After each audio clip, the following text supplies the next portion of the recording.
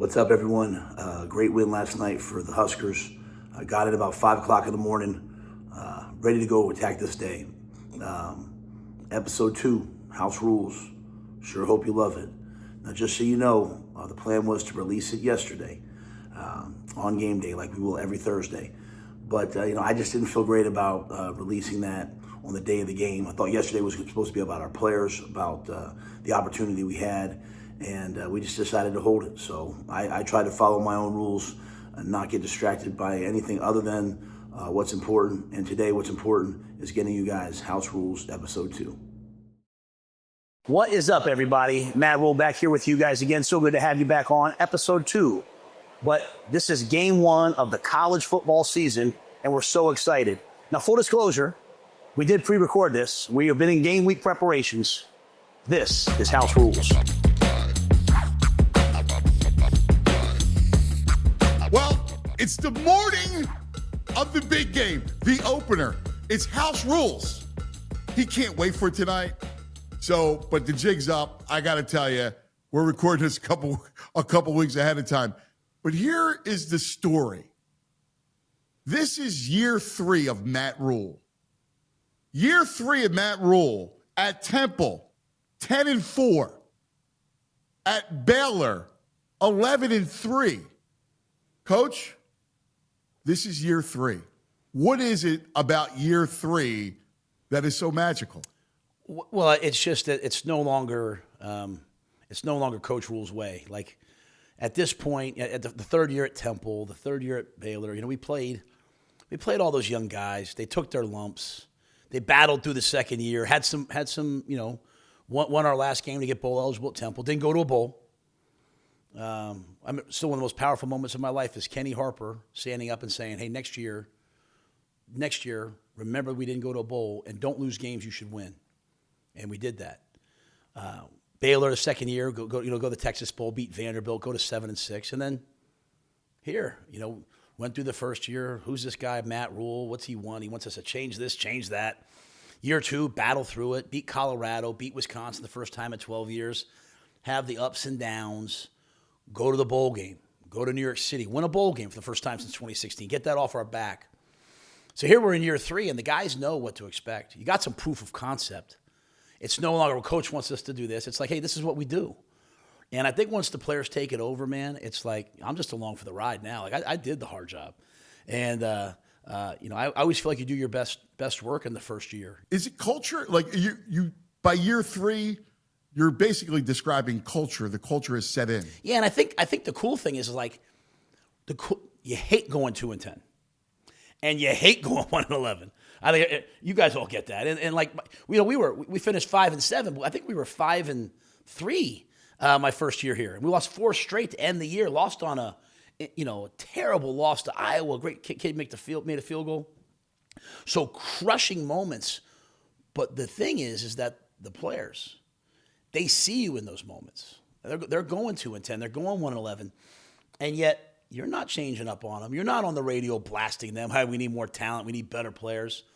You're right there in there suffering with them, man. You got your arm around their neck. You're there every Monday night, eating chicken and watching Monday Night Football. You're there every Tuesday demanding the most from them and just promising them, like, hey, go through this now. And someday it's going to be our turn, right? Someday we get to turnabout will be fair play. And so I think them going through the tough times with you and seeing the whole coaching staff have their back builds a confidence. And so year 3, they know what to do. You're just trying to tell them where and when and trying to do a little game planning. So, man, I can't wait for this season. I can't wait for this game against a great Cincinnati team, but I can't wait for this whole year because it's been 2 years getting ready for this thing. So when does this season begin? I'm fascinated by this. It's year 3. When does year 3 officially begin? Right after the Pinstripe Bowl? So I took the approach, because we beat Wisconsin to be bowl eligible. Now, first time in 12 years. Like, because they said, hey, go get the trophy. I said, what trophy? I didn't even know there was a trophy because we never had it in our building. And you look at it, it just goes Wisconsin. So, guys ran over, they grabbed it. But then the next week, man, we were up 10-0 at halftime against Iowa. And we have the ball at 10-10, going down a drive. We had the ball on the 45-yard line, 40-yard line, whatever it was, to go win the game. And we fumble. We lose the game. It's, everyone's coming at us. A couple coaches leave. Guys go in the portal. It's, doomsday. And I remember standing right here being like, breathing, like, hey, like, these are the moments now. Like, this is why they pay you. This is why they brought you here. Like, now's the time to put your back foot back in the ground and stand up and fight back. Like, this is what you're built for. This is why you went to Temple. This is why you went to Baylor after a scandal. This is why you went through everything you went through in Carolina, COVID, the adversity, to get you ready for this moment. I remember we came fighting back. So I believe that the start of the season was that entire Pinstripe Bowl. Going to New York City, like, we were guys. I got guys from all over the country. I'm walking down the street. I grew up in the city. I'm taking a train everywhere. I'm walking down the street. I see Carter Nelson from Ainsworth, Nebraska. I see Brock Knudsen from Scottsbluff, Nebraska. And I've been to both their hometowns. Beautiful communities, but small places. They're walking through Times Square looking up. And I was like, yo, guys, stop looking up. They know you're not from here. Like, just put your eyes straight ahead. Like, but we went through that whole week, man, busing to Fordham, going to the next game, a little bit of fun, and they were business. Not one kid was late. Not one kid had an issue. And I was like, all right, this team gets it. So it's been a fun offseason, but I think it started right then, bro. After that Iowa game was over, I came in the next morning. I started talking about the teams we had to play this year. Hey, this team went 5-7. This team went 6-7. We've got to do the offseason better than everybody else. And we'll see if we did. I think we did. Take us to the portal and what it's like waiting for the portal to close to make sure that there's, nobody's leaving, nobody's looking for something. If you're capped out, I mean, that's got to be a harrowing moment as you're just those final moments waiting for the portal to close. Yeah, and the portal's unique, right? Because I have some guys, like, they're not going to play. I'm like, Coach, man, I want to play. And I'm like, hey, bro, I got you. Let's help you go find somewhere, right? Like, so I've got some great success stories. Guys that left here got scholarships at FCS, got scholarships at other places. But when you have a guy that should be here, that you've poured 2 years into, and he leaves, like, it's a little bit of mourning, because you're like, man, I wish we could have done. Now I want them to do what's right for them. I can't stand, like, someone else comes in, here's a little bit more money, and but guys got to do what's right for them. But it's definitely hard. Now here's a unique thing: the portal closes, but if you have a bowl game, I think it was open for like another week or I can't remember what it was. So, man, I'm sitting at home the last night. I got till midnight, and I got a bunch of great young players. And so, like, people came after some of our guys, and I'm fighting them off honestly. Like, hey, this is what I think can happen to you. And it's the Georgia game, and Georgia lost. I can't remember the game. I can't remember. Maybe Texas. Yeah, Texas. And I'm sitting there, and all of a sudden, I get a phone call from Ja'Cory Barney, dynamic freshman wideout, and I'm like, oh no. Now I love Ja'Cory, but Ja'Cory never calls me. So I'm actually downstairs in my basement. I'm playing ping pong with my daughters, and I'm like, hold on, guys. I walk over, and I'm like, hey, Ja'Cory called, and I call him back. He didn't pick up, so I missed the call. So I didn't call him back. Didn't pick up. So I texted him. He was like, Coach, what's the name of the steak that we get every night before the game? And I was like, so we went through. I was like, filet medium rare. He's like, yeah. I'm like, where are you at? He's like, I'm at a steakhouse, at Miami. He said, what's the other thing that Miss Kristen makes? Because our dietitian here is amazing. I'm like, the risotto. He's like, Coach, you're the man, bro. I'll hit you up tomorrow. I was like, call me tomorrow and ask me that. But honestly, that's the relationship I always dreamed of, where guys are, hey, Coach, hey, remind me again what we had that one night here, what we had that one night there. But, man, for 12 seconds, my heart stopped. But you know what, though, bro? We lost some kids that I care about, and I want them to be successful. But we brought in some dudes. We brought in some talented guys. You know what else we brought in, though? I brought in a couple guys from, FCS. And I remember Jalen George. Wait till you see this guy. He's a dynamic, explosive D lineman. I remember him sitting there, and he looked at me, and he was like, Coach, I want to play at this level. You'll never hear me complain about eating in the training table. You'll never hear me complain about lifting. Coach, I was eating in the student cafeteria with all the students at ETSU before I got here. Give me a chance, bro. Just give me a chance. And you know what? I like that. So we got some high, recruited guys, but we got some dogs too. And so I think when the portal came out, man, we ended up on top. What do you think of the new landscape? Because the one thing I love about your reaction is like you're not running from it. Like you're embracing it. So to me, don't complain about it, man. Just be about it and listen. Go across the country. What is everybody else doing? Tap into your contacts. But this is an opportunity for the university. One reason why I came here, man, we sell the stadium out. We have more sellouts in a row than anyone else in the country. Like we have a fan base. We have the best football building in the world. We have facilities that we have a fan base you can't even imagine. It's like Eagles fans, as I said before. So, like, I was like, all right, well, if this thing starts to go where we're paying the players, why don't I go someplace that's in no debt, that has elite facilities, that sells out every game? And we haven't been winning, but they still sell the games out. So imagine what happens when we get the thing up and running. So it was a long-term play for when this thing happened. I think we're about to, turn this thing on its head. Let's fast forward to the spring game, which is it has to be one of the most amazing sights of college football is the Nebraska spring game. Does it still, do you still go, oh my, does it still make you go, wow, third time in? Yeah. So, and the first 2 years, 60, 70,000 people. And I was the first guy this year that said, you know what? Because we still had a spring portal. So like guys could, I want to be here. And then also right before the spring, I don't want to be here. And so I kept hearing everyone talking about like, hey, there's an FCS game. We need to watch this guy. And I was like, man, why would I put my players on the Big Ten Network for everyone else to say, you know what, let's go get that guy? So I was the first coach that said, you know what, no spring game. And, man, so people crushed me. And all of a sudden, guess what? Next day, like, Ole Miss isn't doing Ohio. I forget who all the people were.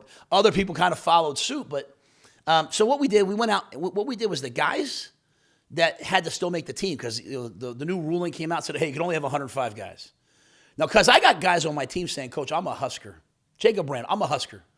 I'll be here until the day you tell me I have to leave. So I came here my entire life with my dad. His name is on the Letterman wall downstairs. And all I dream about is that someday I can bring my kids here. They see my name on that wall.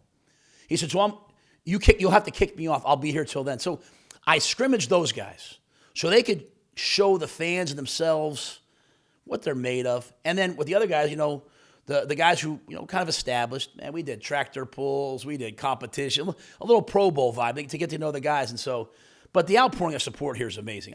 I went to a women's volleyball scrimmage the other day. I took my daughter to it. Just stopped in real quick. Wanted to show my support for that team. Bro, the place is sold out for a scrimmage. And you know what? We have so many All-Americans, so many future Olympians. Like I don't even know which team was. It's not even just our starters. They're elite, and so the fan base here, they are impressive, but they're also used to greatness. And so our job is they're going to show up anyway, but, man, we got to give them good football to watch so that they get excited about it. Let's look at camp, right? Like, what are you looking at, and how are you running it? Like, what do you want to get out of it, and your philosophies for it? The guys I respect in this game, Andy Reid, Mike Tomlin, Tom Coughlin, who I worked for. We joint practiced against John Harbaugh when I was in the NFL. They believe in physicality. You can't prepare for doing hard things by doing easy things. And there's this whole thing. You can't get your players hurt. You get more guys hurt running on the field and just twisting their knee on the grass or turf than you do guys colliding into each other. So yeah, there's some inherent risk to practicing, but we want to get good. We can't not practice and think we're going to jump from 7 wins to what we want to be. So we have an old school camp. We stay in meetings for a long time. Everybody's like, attention spans. I'm like, well, I'm pretty sure that the person that's like watching our nuclear defense system, guys, I'm pretty sure he's not like taking 10 minutes and then a 3-minute cell phone break. Like let's not always have such low expectations. Like let's go to meetings for 90 minutes and if you got to get up and stretch, get up and stretch. But so we run it old school. But I also had a chance to practice against Belichick in New England. And you know what's really cool about Coach Belichick? He was like, hey, Matt, no scripts. He's like, I don't want my coordinators and guys looking at your scripts and saying what do they want to run. He's like, I'm just going to call out situations when my guys are up and my guys will react. And so I'm watching this. And I'm like, this is beautiful. So, again, everything you go through prepares you for the next thing, right? I come here. I'm like, hey, all right, guys, 2-minute. Oh, no, hey, 2-point play. Hey, I just got to watch the greatest of all time in the NFL do it. I just did the same thing. So it's an old school camp with a lot of situational football because I want my guys, when they leave here or when they're here to understand the game, not just a couple assignments. I want them to understand the game of football. And it's been a lot of fun because, you get a guy like Dylan, Emmett Johnson, some of the guys, as I mentioned, Jacory, like they're thirsty to know more about the game. When you look at a guy like Dylan, whose father played and at the highest level, how much is he a student of the game? Like, because I especially being a quarterback, to understand that, look, clock is an issue. I got to get rid of the ball. I can't take a sack in this spot. I mean, it's amazing. Just as a little life tip, if you ever get a college football program and you see a quarterback who's a 5-star quarterback and his dad played 14 years in the NFL and his dad had a record of, I'm going to not do Dom service. It was like, however many games in a row that he never missed a game. I mean, never missed a game. Out there, win, lose, he was out there for the Lions every single week. Go get that guy. Because it's not just, hey, that's a football player. Yeah, I mean, it's not just like, well, I'm a passer. Like, he's a football player. And here's what's really cool. We got a freshman quarterback, TJ Lateef, came in for the bowl practice. TJ's doing the same things. Why? Because we all aspire to that which we see. Like, if we see, like, our parents do X, we think, oh, I should do X. If we see the people around us do Y, we think, oh, I should do Y. He sees Dylan out there playing pro football quarterback. Hey, weak check, strong. Hey, 2-man, go to this. But if you get blitz, go to this. But if you get 0, go to this. And he sees the work that he puts in. Now, all of a sudden, you look up, and here's TJ. Because it's not what Dylan does, it's what a Husker quarterback, what a future pro does. And that's culture. So the culture is not me. The culture is getting the right guys here, along with me, hopefully, where we're all on the same page, where we love the game, man. We're going to grind at it, we're going to work at it. And it's been a lot of fun. You did a sit-down with Tom Osborne, which was incredible. It was so awesome, you guys having this conversation. I was just raptured by it. You think it's important to incorporate what this program meant and means? 42 years. Bob Devaney, through Tom Osborne, through Frank Solich, and if you go back and look at the Bo Pelini years, 9 wins every year, 10, like 42 years of dominance. So what idiot would not say, oh, by the way, how did you do that? Like, tell me what you did. And the great thing about Coach Osborne is, he literally called me. He called Ron Brown, who's been on our staff for a long time, and said, hey, would you ask Matt if it's okay if I came by practice on Friday? And I was like, the building is named after him. Yes. And he says, I swear, this is all my kids. You know what he says? Is it okay if I bring Coach Solich as well? Yeah, Coach. Yeah. Yes, I think that'd be probably, played here, coached here, head coach here, played for the national champion. Yeah, he could come too. So, how foolish would I be to not say what they did? But here's one thing people forget, or don't know maybe. So I go there with Al Golden. Al Golden turned around Temple football, not Matt Rhule. Al Golden turned around first, got us to a bowl game. Steve Adagio came in, took it to another level, and then left. And I came in, and my first year, we were moving up in conference. We were 2-10. And then my next year, at P.J. Walker, dynamic young quarterback, I tried to bring the spread offense to Temple. And we were bad on defense. I'm like, we'll be an offensive team. We finished 6-6, the year that we didn't go to the bowl game. And I'm sitting there one day, I'm thinking to myself, I'm like, well, what did Al do? Al said, we're going to be Temple tough. We're going to run the ball down your throat. We're going to make you quit. I said, well, Al got a lot of money. He had multiple job offers. He was really successful. Steve Adagio came here, ran the ball down people's throat. We were Temple tough. He got the job at Boston College. He got, extension here. I came here and I'm running the spread. Maybe I got to go back to who we are. So study what worked there. Don't try to take, and then I go to Baylor. Well, I've never been to Texas a day in my life. So I go to Baylor. I hire 3 Texas high school coaches. Tell me where to go, what to do. But people down there love ball. And you know what I did, cuz? I said, hey, I can't be Art Briles. I got to be myself. But how did Coach Briles win? What did he do? He found speed. He put it on the field. So we changed. So what I've tried to do every place I've gone is, well, how did he win? How did he win? I probably, if I go back to my time in the NFL, it was just so hard with, COVID and all those different things. I was just adapting all the time. I probably didn't do a good enough job of that. If I could go back, I'd be like, hey, what's won here in the past? And, but those things happen, prepare you for this. And now I'm here. I'm like, I'd be foolish not to ask Coach Osborne. I'd be foolish not to ask Eric Crouch, Ron Brown, all the people that have come through here. And so we're doing that. So, we can't be exactly what we were, but we can take the the strategy and try to build tactics that lend to that strategy. All right. So, like we said, we're doing this a couple of weeks before the opener. How will you feel leading into that game? Like your own emotions. What, you get butterflies, or you agitated, excited beyond belief, calm? Like how will you feel? Even after all these years. You know, I think it's a little different for every game. You know, like last year, Colorado. Colorado had beat us the year before. It was such a rivalry. My wife and I were skiing that winter, and this young lady walked up to us and said, "Are you Coach Rhule?" I was like, "Yeah." She's like, "Blank you, go Buffs." I was like, "Oh, it's that type of rivalry. I got it. Julie, calm down, Julie. You know Julie. Julie. Julie worked at Temple too. It ain't Matt Rhule tough. It's Julie Rhule Julie's tough. Temple tough. You know I love, bro. And she's Nebraska tough too. I love when people come to my house and they're like, we're here, Coach Rhule, we're here to fix this. I'm like, oh, you worried about me, bro? Her dad was a builder. Her brother's a carpenter. Go deal with Julie. Like, she's a lion. So but anyway, you get what I'm saying. So like that game, I went into like, hey man, I gotta have some swagger with the guys. Like, we're going out here. We gotta meet swagger with some swagger. So there's some other games, you're a big favorite and the guys are a little loose and you got to be a little tighter, There's some other games where the guys are tight, you got to be loose. So I try to feel the vibe. But with the work we've done and what we've been through, man, I'm excited. I'm excited for the guys to go play at Arrowhead. Like, it's kind of cool. We recruit a lot of kids from Florida and California, and they show up here right when we start. School starts in January, and it's freezing. And they're like, Coach, was it like this when I came on my visit? I got a big parka. And thankfully, either Kansas City or Buffalo is in the playoffs every year. And so right after the first team meeting that Sunday, I put the game on. I'm like, hey, boys, we're just getting ready for this.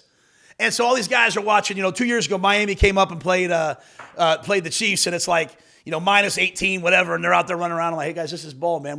This is law school for lawyers. This is medical school for doctors. This is football school for football players. So thank God those two teams are good. So to finally get to Arrowhead, man, I tell you what, NFL Stadium, Big 12 opponent, 2 Power 4 teams, CFP implications, first game.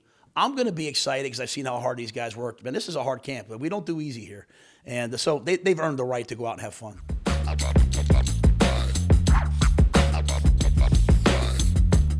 So one of the things we're going to do on almost every episode of House Rules is sit down with one of our current players. Maybe you just know them as a helmet, a jersey number, but we want to get to know the person underneath all of that. This is Office Hours.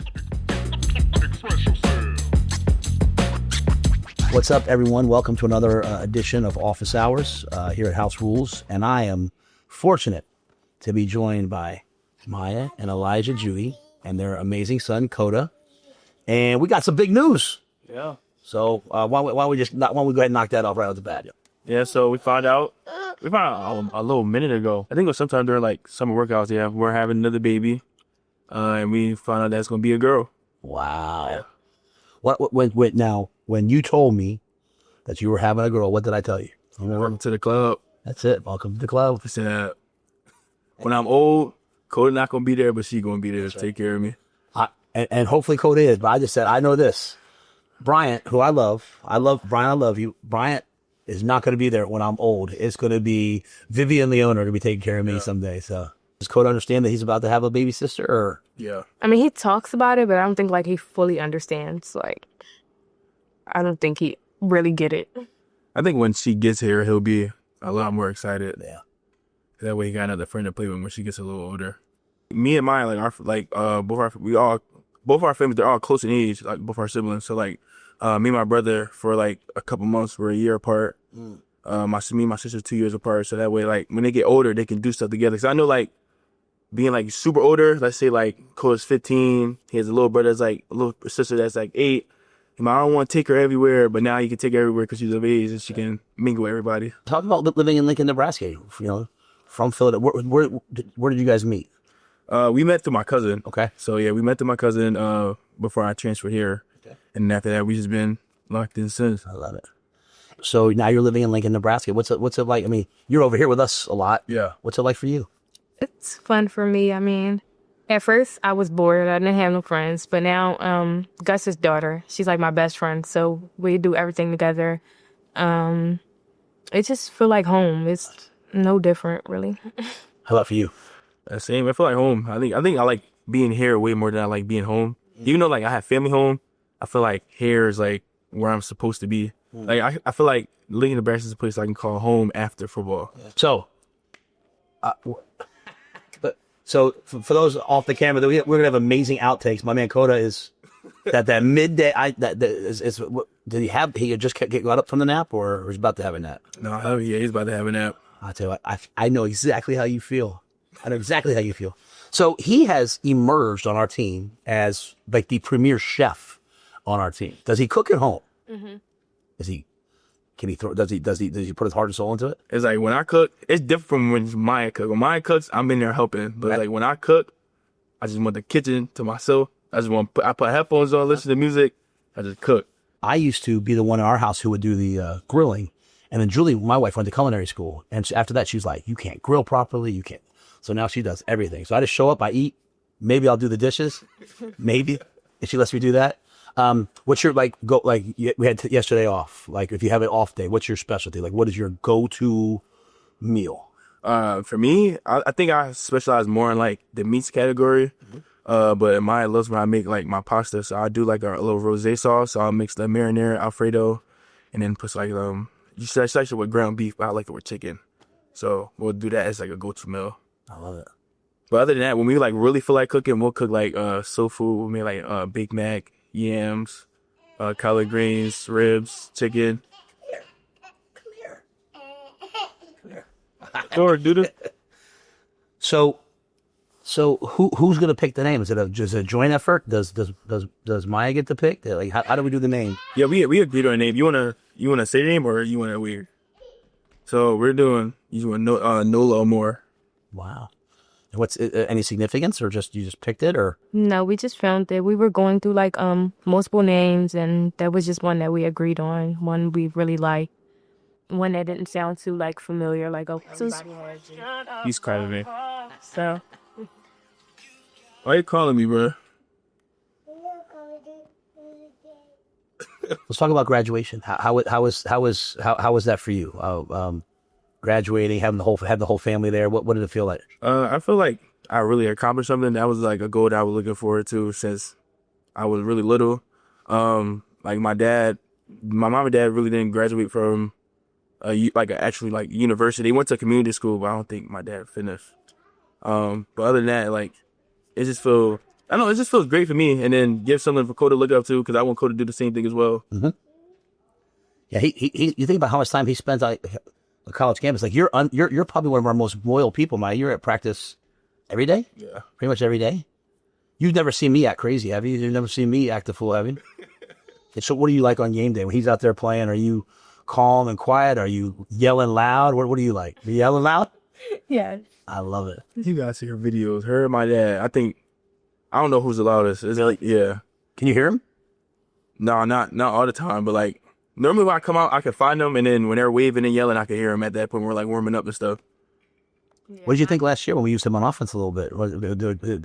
Hoping he ever carried the ball someday? Yeah. Who knows? Stay tuned. That might happen.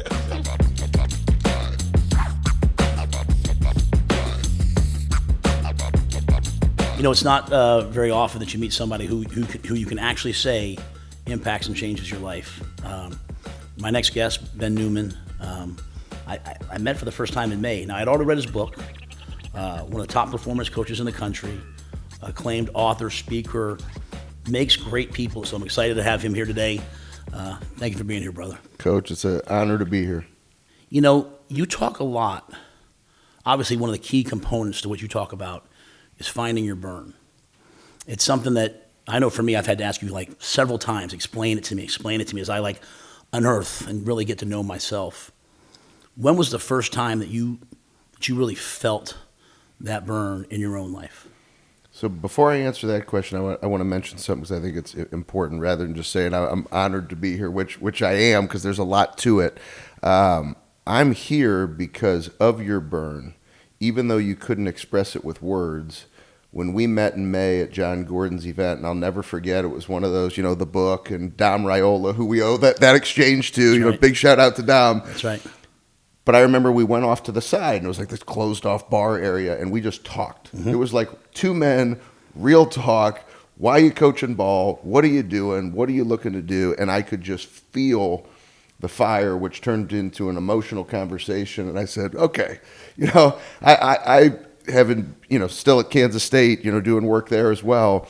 I've coached against you, right? I've heard Coach Kleinman talk about you, and I'm like, oh, man, this guy's the real deal. When you're a head coach, and especially when you're there at John Gordon, you're getting ready to speak, there's always this, mask that you have to put on. Like, I told the guys all the time, there's Matt and then there's Coach Rhule. And so I'm always off being Coach Rhule. I remember, as I was talking to you, almost starting to, lose it and get emotional as I talked about what I really wanted and the causes for it. And it was probably one of the only people in the world that I would be that way with. And it was I had met you less than 24 hours before. But that's got to be you, right? I mean, that has to be who you are that brings it out in people.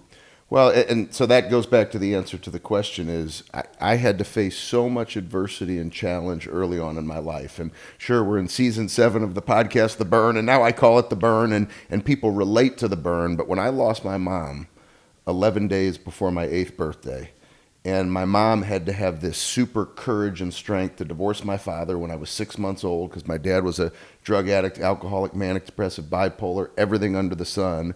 And then my mother, after she's a single mom fighting to make ends meet, gets diagnosed with a disease called amyloidosis. I mean, you talk about, I've worked with some champions. She is the toughest of anybody. And we had 24-hour nursing care in the house her last year living. And Coach, she would come to the dinner table with an IV stand to ask me how my day was at school.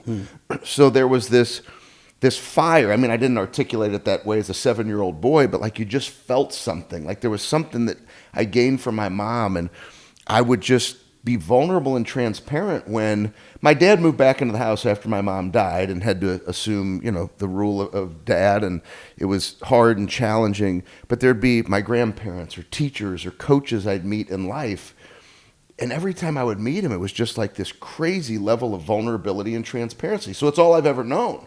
So it's one of those things, when we're having a conversation, I'm like, there's no BS here. I'm going for it. I see something in this man's eyes. I'm just going to ask him some deep questions. I think it's disarming for someone like me, really for anybody when they meet you, because, we look at you, we see obviously someone, you exercise, what is it now? How many days for doing the unrequired workout? Well, we did it today. You've got a good streak going too. Today for me was 2,240 straight days. So you've done a workout, 2,000, I can't even say the numbers, it's so mind-boggling. So, I look at you here you are in amazing shape. You have a wonderful family. You're a great father. You leave the podcast, you leave the John Gordon event, then the Athletes First event where you're, headlining and you crush it, and you're flying immediately to go watch Kennedy play basketball in Houston. And then so you're balancing, you're juggling, being a great father, a great husband. A guy like me looks at you, this model of fitness, this model of being a great father and husband, being great at what you do, performance coach, mindset coach.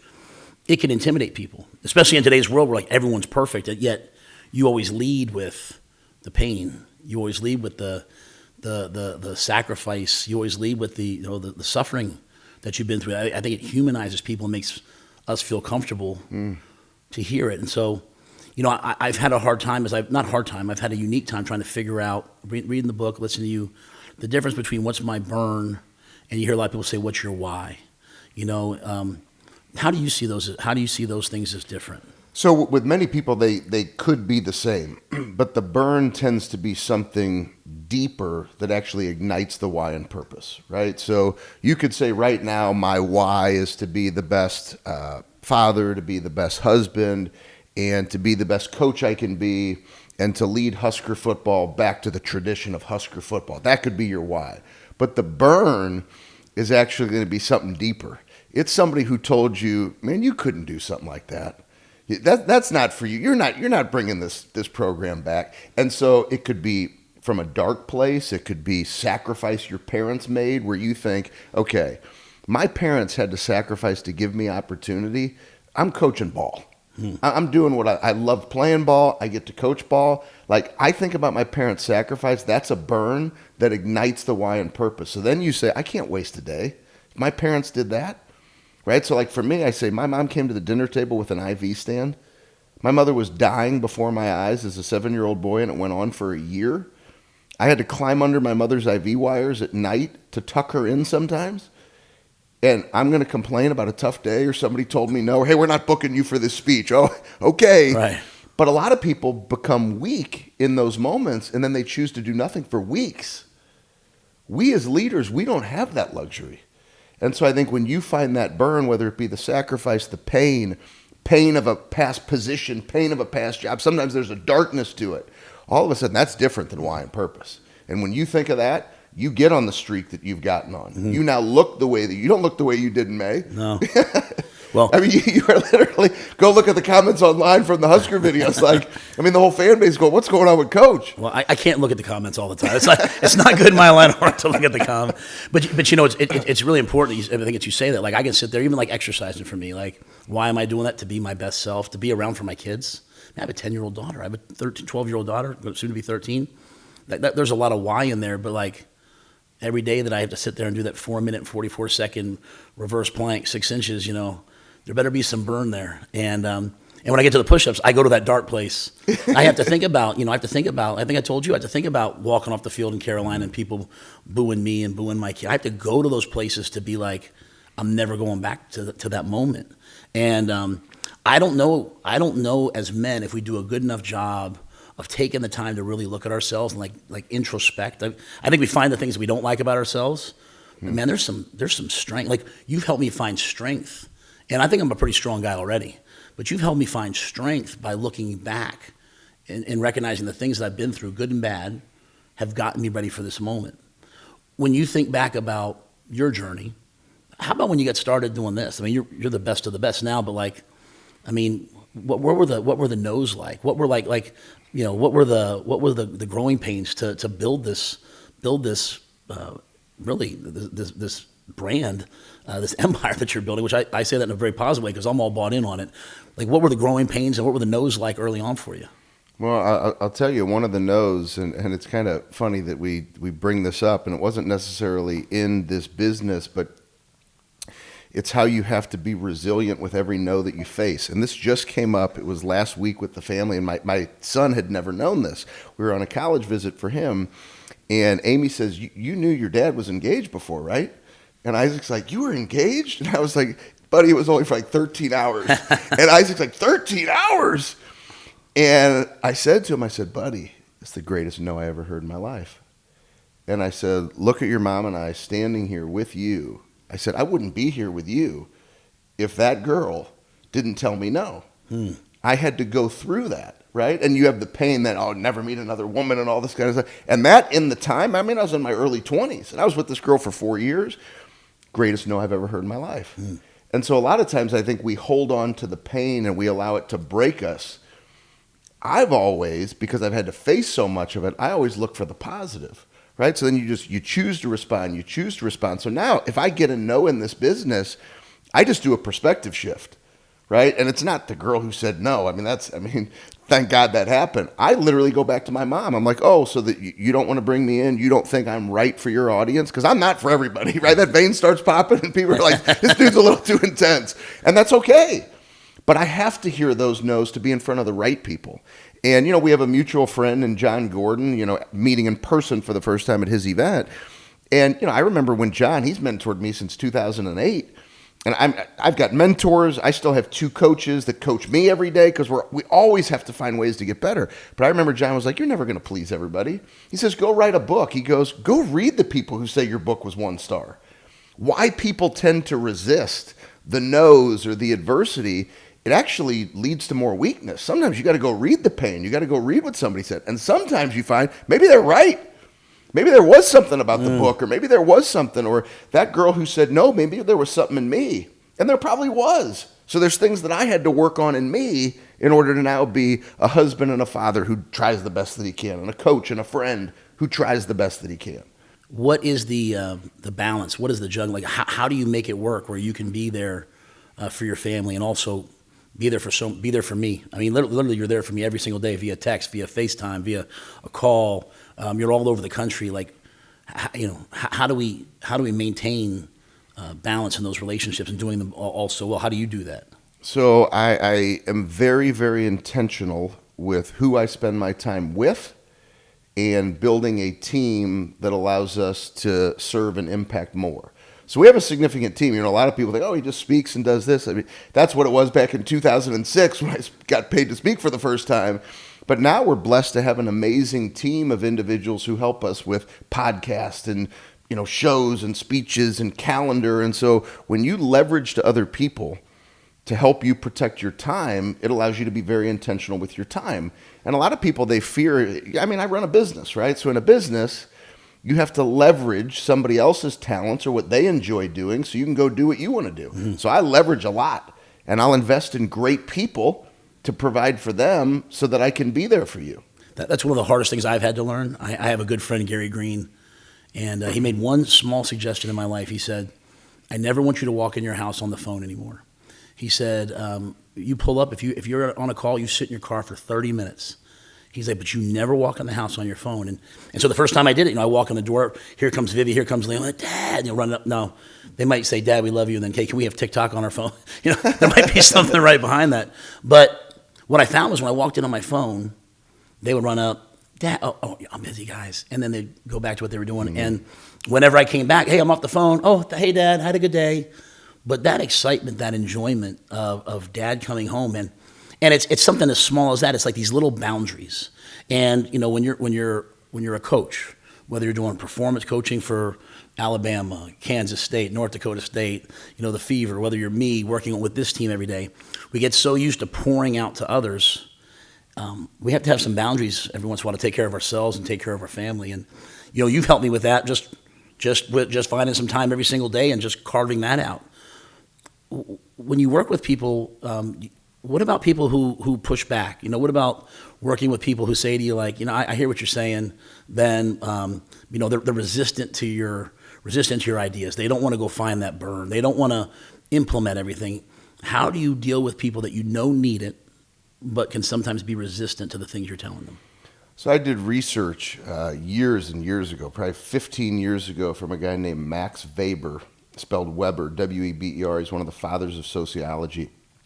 And he talked about the difference of power versus authority. Power is when we force or coerce somebody to do our will. Authority is when you empower or inspire somebody to choose what you know they should choose to be better. So I typically, even though the way I was raised and the fingers I'd get in my face or the coaching I could accept, I know we've talked about this, you could put a finger in my face and say, do this, I'll go. Right. But you can't do that anymore. And so now if there's resistance, I'll ask questions. I'll figure out what's the question, right? So let's say it's a coach, and the coach, you know, I don't want to do this, this, and this, or I'm resisting this. Well, coach, what do you really want for your future? Right? And then they may say, well, what do you mean? I mean, I told you I want to win. Okay. Well, are your daily behaviors in alignment with you winning a championship and being a coach? Because I believe that in order to lead somebody, you can only lead somebody to the level of discipline in which you live. So then I could say to that coach, I could say, well, you said you wanted to win a championship, but are the things you're doing, is that an example of the discipline it's going to take for your players? Right? So now then, rather than being combative, you have to get them to the point where they're willing to accept, oh, I can improve in this area. Okay. More questions. Are there other areas? How you doing at home with your kids? And then all of a sudden they start to expose what? Hey, I walk in the door on the phone. I do this, I do that. I'm not really present. Okay, coach, well, now that we're having a real conversation, I could help you with some of these things and hold you accountable so you enjoy more in life and you win more. Would that be a good place we could go together? And then if they say no to that, I'm like, look, I'll go talk to somebody else. You're wasting my time. You would just say, hey, with all due respect, you really don't want to win. What mistakes do you see leaders make as they either coach or they lead their organization? What are the most common mistakes you see leaders making day in and day out as they try to get the people that they work with to be the best that they can be? I think leaders who tend to struggle think that ego in a big form is necessary to prove that they're a leader. I remember I will not mention names, but there was a college football program, and it just so happened I was lifting there with an NFL player that I was working with, and I came back, and at the time I was working for North Dakota State and Alabama football. Two very, very high levels of tradition of winning football. This head coach came in, and I'm talking, this is a Power 5 program, and he came in, and This team happened to have a history of losing. It was not a winning program. His ego was so big, hardly even wanted to shake my hand, hardly even wanted to talk to me, didn't ask me anything. But here I am, I'm with this player, right, that there should have been some sort of a connection to ask anything. And he basically blew me off to no end. And I looked at the NFL player and I said, this guy, he doesn't have to ask me anything. But the reality is he could ask me a handful of questions, and working at Alabama and North Dakota State, I could help this guy win in a 15-minute conversation. He wanted no part of it. He was fired a year later. And I think ego gets involved, as opposed to when you really look at high-level coaches. I've been with Chris Kleiman 11 years. You and I have built this fast, long relationship because you've always had people helping you find the edge in the details. Mm-hmm. Coach Saban had 5. I was the only person who was not a doctor. He called me the mental conditioning coach. Then there were 4 sports psychologists. There were 5 of us in the building. So what was his belief? These coaches who try to do it by themselves, you end up struggling because there's things you either don't have the time to do or you really don't even want to do or you shouldn't be doing. But sometimes I think ego gets way too involved, especially in these types of seats that you guys sit in. And that's one of the reasons why I really was excited about the opportunity to grow with you, because you are that coach who cares so much about, well, I'll do anything for my players. Mm-hmm. And that's the only way I can work these days. Well, I can't thank you enough, not only for what you're doing in my life, what you're doing in our players' lives, but helping this team and then also joining me now. I just know there's so many men and women, there's so many people out there in my stage of life who want the next part of their life to be even better than the one before them. And tapping into the things that you've brought into my own life, it might be just exactly what they need. So I'm grateful for you, my friend. I'm grateful for you, Coach. If that's you, I would just tell you, go on to social media, at Continued Fight. At Continued Fight. You know, we want our kids to be better. We want our teams to be better. But deep down inside, a lot of us, we want to be better. And having someone like you along the way to motivate us and also show us the way is important. So at Continued Fight, check out the docuseries, check out all the content, and most importantly, check out this man. All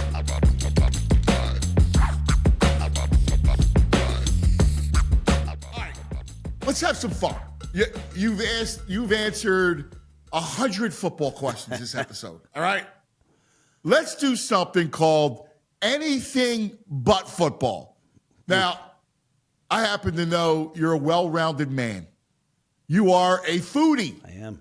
All right? And we want our fans. I want fans to ask you anything but football. So I'll start. Okay. All right? Let's do it, bro. What are you eating? You're going to go to Cincinnati. All right? What will be the menu? I do have one thing. It's going to sound crazy.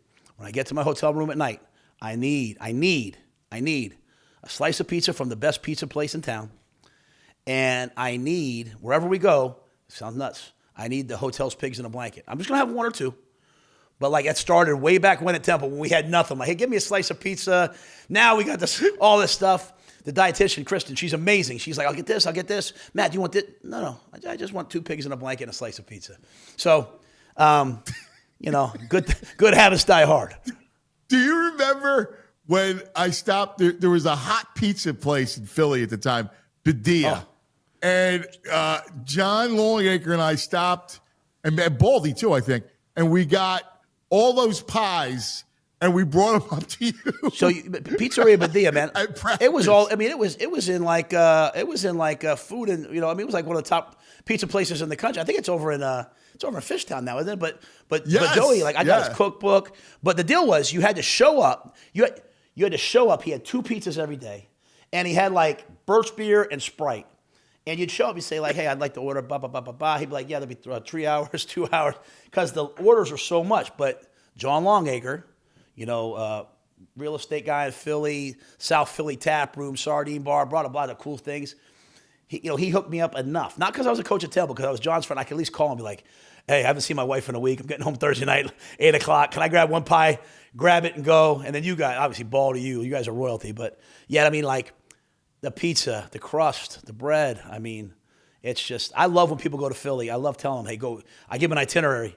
And if they don't follow it, I'm pissed. Like I need you to go to John's Roast Pork. I need you to go here. But I like to find that everywhere. Like I go to Kansas City, there's a barbecue place called LC's. And there's a bunch of great barbecue places. But Coach Mosey, I hired him. He was a Kansas City high school coach. He said, I'm going to take you a different type. Man, we went in.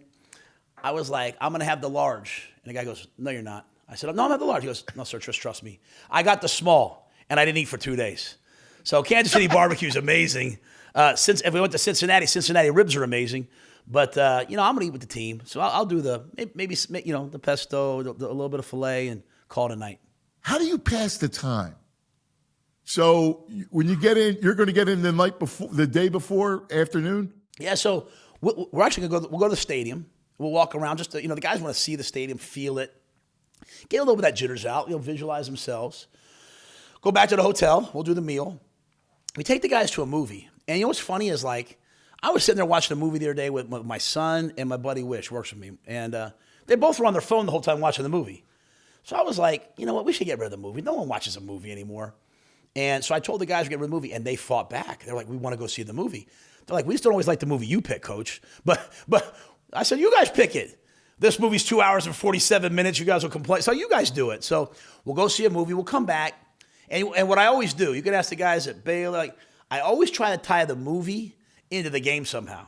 I mean, we'll watch a movie like, what was the movie? Double Tap. It was about zombies. And they're like, Coach, there's no way. And I'm like, hey, tomorrow in the fourth quarter, we're playing Oklahoma State. When the time comes, double tap. Bop, bop. We're playing. No, you got to hear this now, bro. Hand the ball off to JaMychal Hasty, still playing the league. He goes 45 yards on 33 counter, and he goes double tap. That's a 15-yard flag. I can't yell at him. It's me. I'm the bad example. Thankfully, they didn't call it. We won the game. And I'm like, all right, be careful what you say tonight. So we'll do that. And then we'll get up. We try to turn a long day into a short day. We'll do brunch. Guys can come down whenever they want. But 11 o'clock, we go to a local high school. Throw the ball around, move around. Just get outside. You got to get some fresh air. Like, you put me in a hotel room all day. It's one thing on Saturdays because, hey, you're watching the 11 o'clock game. That day, the first game doesn't start till 4:30. So, it might be they still have As the World Turns or whatever they call it. You're watching whatever's on TV. Some guys will sleep. But about 4 hours before the game, we'll get them down there, man. And we'll have pregame meal, have the optional chapel. We throw some medicine balls around, get ourselves up and running, and we go to the game, play ball. That's fantastic. All right, and the last thing, on a serious note, because you brought it up, visualization. I was just having a conversation with my son about visualizing success. Are you a believer in it? Oh, absolutely. I mean, you read great books like The Talent Code. Like, as our body visualizes, mastery and expertise is really just as our body building myelin around, back to the brain, like just developing skill. And as you visualize things, the same process happens. And so, I show them LeBron James. Like, you see LeBron James doing breath work and meditation and visualization on the side. I mean, on the side of the court before they go back out there. Like, you listen to golfers talk. You watch Full Swing golfers talk. Why would you not do it? You listen to the Blue Angels. I think here's the key. A lot of guys make the mistake of just visualizing all the good stuff. And I think we know adversity happens. Adversity is actually your friend, man. Like, adversity happens. It gives you a chance to adapt. So what I've done over the years is I want to visualize everything going great, and then something bad happens, and I visualize my reaction. I stay calm. I stay neutral. I stay in the same place. Make the best decision. We react. And just visualize all the things that can happen, good and bad, so that when the time comes, I'm in the right place. And with AI now, our team psychologist, man, I say, hey, I'm thinking this, and this, man. He texts me something I can listen to every night, and it gets me into the moment. Now, I do have to tell you, last year, first game of the year was against UTEP, and I tried this for the first time. Well, he had one that would get you hyped up, like you're out there, you can feel the crowd, you're breathing, and I was like in the moment, right? Yeah. Well, I listened to it like 3 times before I went to bed. I did not fall asleep between the time I went to sleep till the end of the football game. I did not fall asleep. I showed up the next morning. I saw our sports science guy. I'm like, we have these float tanks. I'm like, put me in the float tank. I haven't slept all night. I was wired from 10 o'clock at night till the end. So you have to figure out there's a balance here. That's why you should trust an expert. Don't do what I just did and go visualization online. But so much of what goes through our brains is not our thoughts. It's outside thoughts, negative. And we have to train ourselves how to be positive. So when a negative thought comes in, we say, I reject that. Hey, and just staying in the moment. So, yeah, I'm glad you're doing that with your son. I think it's really important for kids. I think it's really important for all of us because we're prepared for the things that come along if we prepare.